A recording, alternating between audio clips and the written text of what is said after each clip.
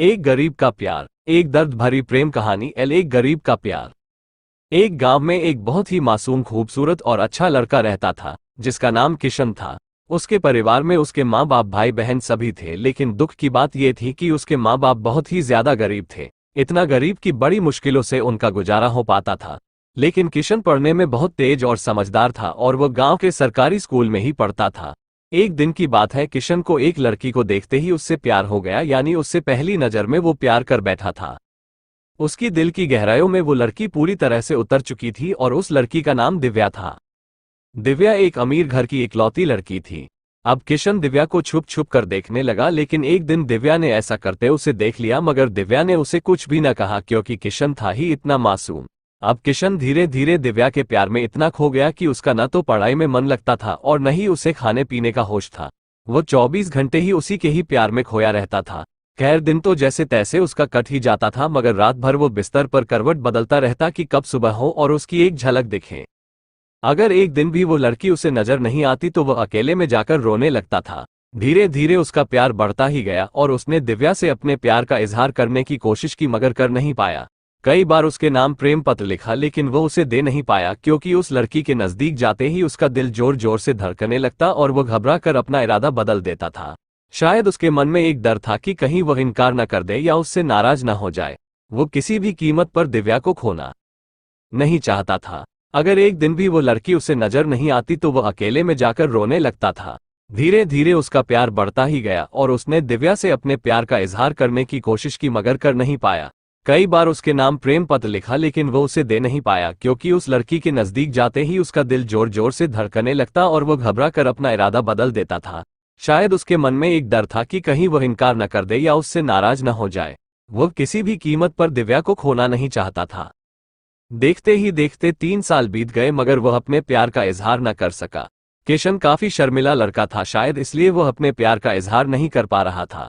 और वैसे भी वह लड़का गरीब और लड़की अमीर थी, शायद यही सोचकर उसकी अपने प्यार का इजहार करने की हिम्मत ही नहीं हुई, मगर उसका प्यार एकदम सच्चा और पवित्र था। उसने कभी भी उस लड़की के बारे में कभी गलत नहीं सोचा था। एक दिन दिव्या ने उसे रास्ते में ही रोककर पूछा कि तुम्हारा नाम किशन है? उसने कहा हाँ। अच्छा, तुम मुझे हमेशा ही दूर से क्यों देखते रहते हो? क्या तुम मुझसे कुछ कहना चाहते हो? इस बात से किशन डर गया और बोलने में हड़बड़ाने लगा। तभी दिव्या बोली कि तुम बहुत मासूम और अच्छे भी हो।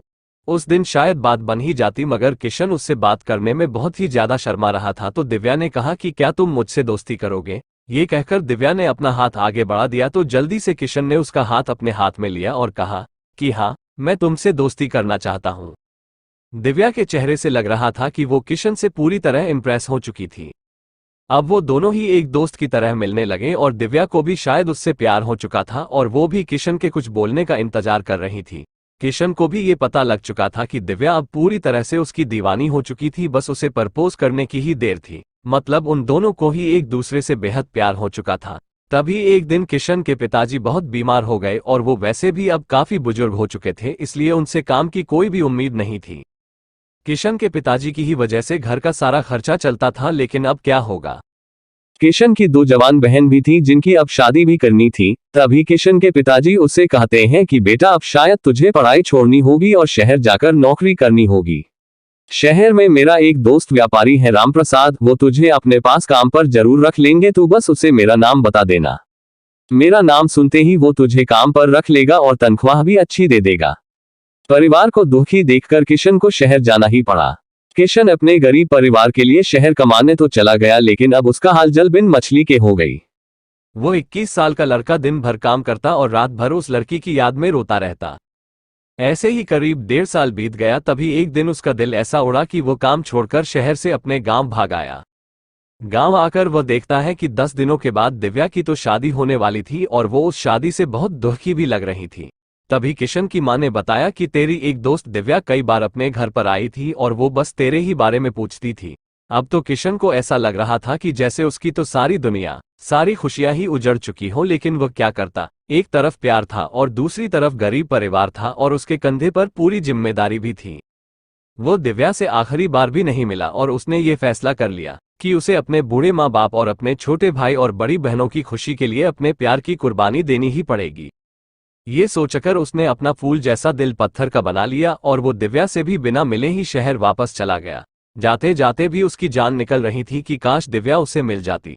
वो ये सोचकर बहुत रो रहा था कि वो इतना गरीब क्यों है, क्योंकि इस गरीबी के कारण वो आज कुछ भी न कर सका। लेकिन किशन आज भी दिव्या के बारे सोच सोच कर छुप छुप के खूब रोता है और खूब तड़पता भी है।